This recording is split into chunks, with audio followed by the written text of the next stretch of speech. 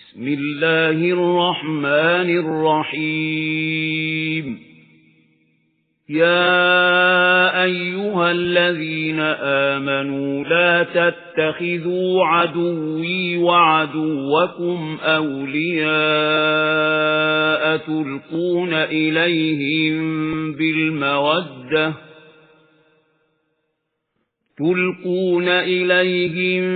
بالمودة وقد كفروا بما جاءكم من الحق يخرجون الرسول وإياكم أن تؤمنوا بالله ربكم إن كنتم خرجتم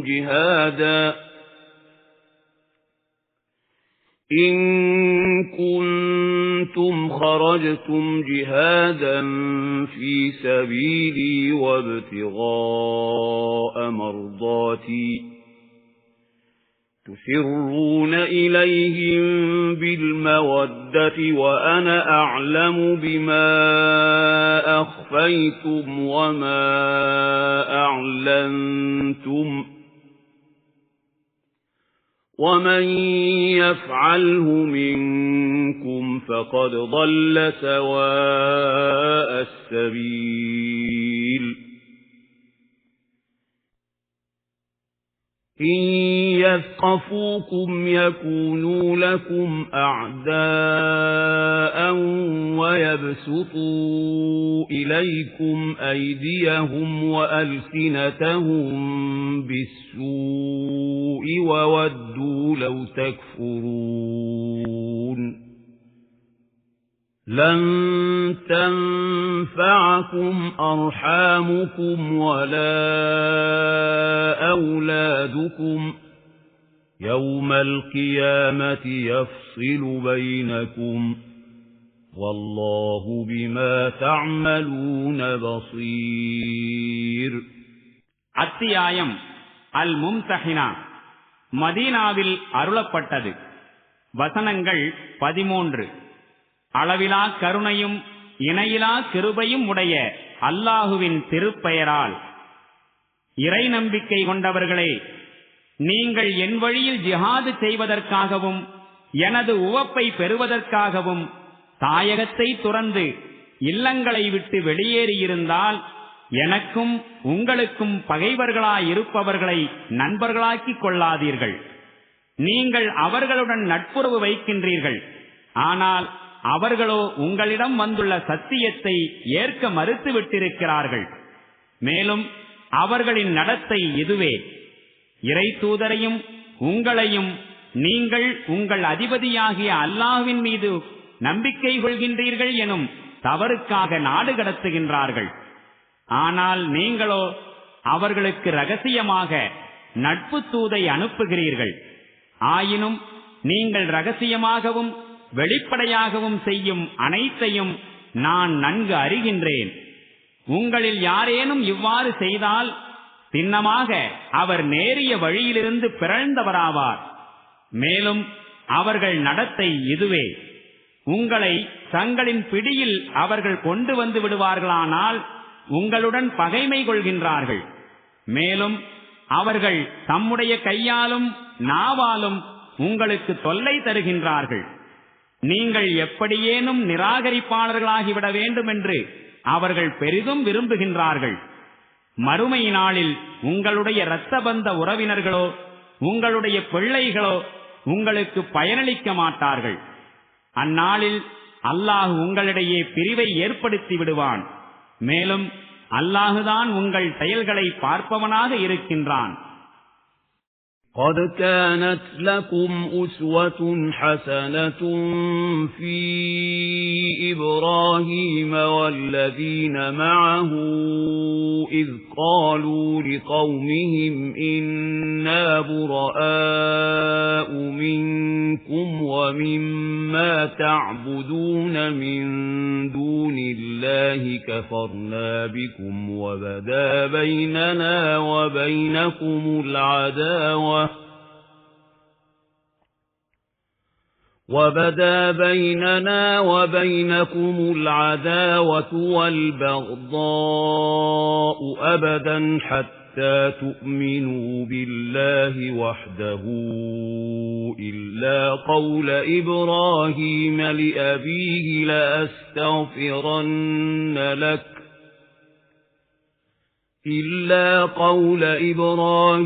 لأبيه لأستغفرن لك وما أملك لك من الله من شيء ربنا عليك توكلنا وإليك أنبنا وإليك المصير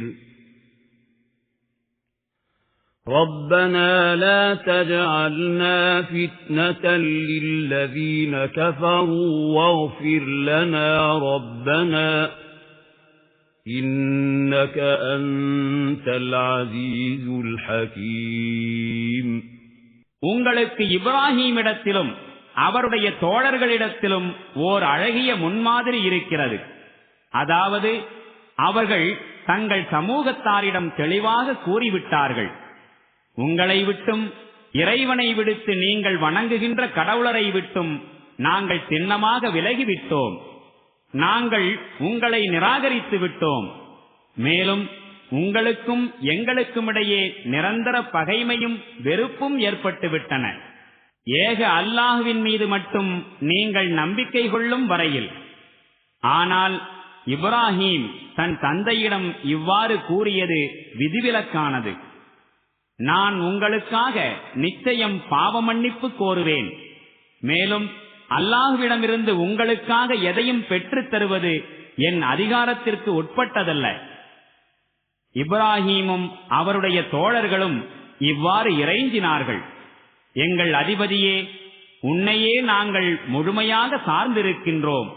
உன் பக்கமே நாங்கள் மீண்டு விட்டோம். உனது திருச்சமூகத்திற்கே நாங்கள் திரும்பி வர வேண்டி இருக்கின்றது. எங்கள் அதிபதியே, நிராகரிப்பாளர்களுக்கு எங்களை ஒரு சோதனையாய் ஆக்கிவிடாதே. எங்கள் அதிபதியே, எங்கள் பாவங்களை பொறுத்தருள். ஐயமின்றி நீயே வல்லமை மிக்கவனாகவும் நுண்ணறிவாளனாகவும் இருக்கின்றாய். لقد كان لكم فيهم أسوة حسنة لمن كان يرجو الله واليوم الآخر ومن يتول فإن الله هو الغني الحميد. அதே மக்களுடைய நடத்தையில் உங்களுக்கும் அல்லாஹுவையும் மறுமை நாளையும் நம்புகின்ற ஒவ்வொருவருக்கும் ஓர் அழகிய முன்மாதிரி இருக்கிறது. எவரேனும் இதனை புறக்கணித்தால் அல்லாஹு தேவைகள் அற்றவனாகவும் தனக்குத்தானே புகழுக்குரியவனாகவும் இருக்கின்றான். عسى الله أن يجعل بينكم وبين الذين عاديتم منهم مودة والله قدير والله غفور رحيم. உங்களுக்கும் நீங்கள் இன்று யாருடன் பகைமை கொண்டிருக்கின்றீர்களோ அவர்களுக்கும் இடையே அல்லாஹ் என்றைக்கேனும் அன்பை ஏற்படுத்தக்கூடும். அல்லாஹ் பேராற்றலுடையவன். மேலும் அவன் பெரும் மன்னிப்பாளனாகவும் கருணை மிக்கவனாகவும் இருக்கின்றான். لا ينهاكم الله عن الذين لم يقاتلوكم في الدين ولم يخرجوكم من دياركم أن تبروهم وتقسطوا إليهم إن الله يحب المقسطين. إنما ينهاكم الله عن الذين قاتلوكم في الدين وأخرجوكم من دياركم وظاهروا على إخراجكم أن تولوهم ومن يتولهم فأولئك هم الظالمون. தீன் இறைமார்க்கம் தொடர்பான விஷயத்தில் எவர்கள் உங்களுடன் போர் புரியவில்லையோ உங்களை உங்களுடைய வீடுகளிலிருந்து வெளியேற்றவில்லையோ அவர்களிடம் நீங்கள் நல்லவிதமாகவும் நீதியுடனும் நடப்பதிலிருந்து அல்லாஹ் உங்களை தடுப்பதில்லை. சின்னமாக அல்லாஹ் நீதி செலுத்துவோரை நேசிக்கின்றான். அவன் தடுப்பதெல்லாம் எவர்கள் தீன் தொடர்பாக உங்களுடன் போர் புரிந்தார்களோ, உங்களுடைய வீடுகளிலிருந்து வெளியேற்றினார்களோ, மேலும் உங்களை வெளியேற்றுவதில் ஒருவருக்கொருவர் உதவி செய்து கொண்டார்களோ அவர்களுடன் நீங்கள் நட்பு கொள்வதைத்தான். அவர்களுடன் எவரேனும் நட்பு கொண்டால் அவர்களே கொடுமையாளர்கள் ஆவர். يا أيها الذين آمنوا إذا جاءكم المؤمنات مهاجرات فامتحنوهن الله أعلم بإيمانهن فإن علمتموهن مؤمنات فلا ترجعوهن إلى الكفار لا هن حل لهم ولا هم يحلون لهن وآتوهم ما أنفقوا ولا جناح عليكم أن تنكحوهن إذا آتيتموهن أجورهن ولا تمسكوا بعصم الكوافر واسألوا ما أنفقتم وليسألوا ما أنفقوا ذلكم حكم الله يحكم بينكم والله عليم حكيم. இறை நம்பிக்கை கொண்டவர்களே, இறை நம்பிக்கையுடைய பெண்கள் ஹிஜ்ரத் செய்து உங்களிடம் வந்தார்களாயின் அவர்கள் நம்பிக்கையாளர்களா என்பதனை சோதித்து பாருங்கள். அவர்களுடைய நம்பிக்கையின் உண்மை நிலையை அல்லாஹுதான் நன்கறிவான்.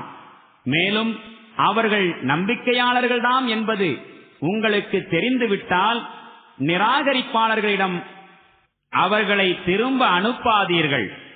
அவர்கள் நிராகரிப்பாளர்களுக்கு மனைவியாக இருக்க ஆகுமானவர்கள் அல்லர். நிராகரிப்பாளர்களும் அவர்களுக்கு ஆகுமானவர்கள் அல்லர். அவர்களுடைய நிராகரிப்பாளர்களான கணவன்மார்கள் அவர்களுக்கு அளித்திருந்த மகரை அவர்களுக்கு திருப்பிக் கொடுத்து விடுங்கள். மேலும் அவர்களை திருமணம் செய்து கொள்வதில் உங்கள் மீது எந்த குற்றமும் இல்லை.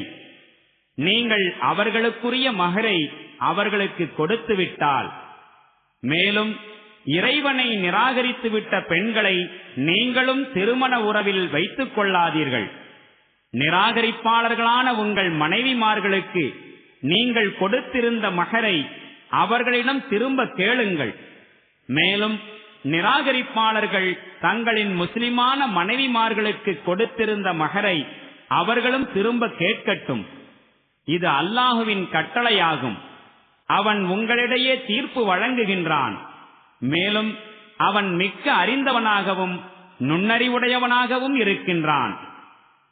وَإِن فَاتَكُمْ شَيْءٌ مِّنْ أَزْوَاجِكُمْ إِلَى الْكُفَّارِ فَعَاقَبْتُمْ فَآتُوا الَّذِينَ ذَهَبَتْ أَزْوَاجُهُم مِّثْلَ مَا أَنفَقُوا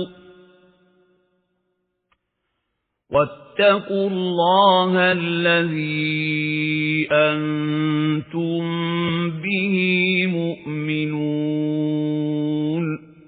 மேலும் இறை நிராகரிப்பாளர்களான உங்களுடைய மனைவிமார்களின் மகரில் சிறிதளவு நிராகரிப்பாளர்களிடமிருந்து உங்களுக்கு திரும்ப கிடைக்கவில்லையாயின், பின்னர் உங்கள் முறை வரும்போது உங்களில் யாருடைய மனைவிமார்கள் அங்கே சென்று விட்டார்களோ அந்த கணவன்மார்களுக்கு கொடுத்து விடுங்கள்.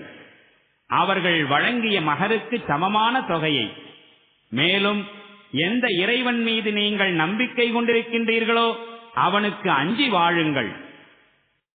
يا أيها النبي إذا جاءك المؤمنات يبايعنك على أن لا يشركن بالله شيئا ولا يسرقن ولا يزنين ولا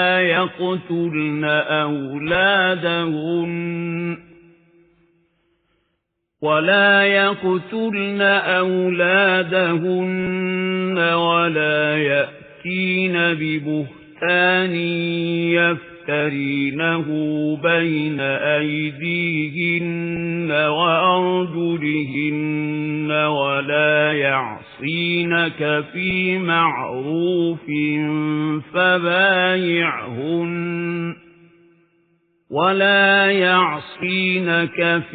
معروف فبايعهن واستغفر لهن الله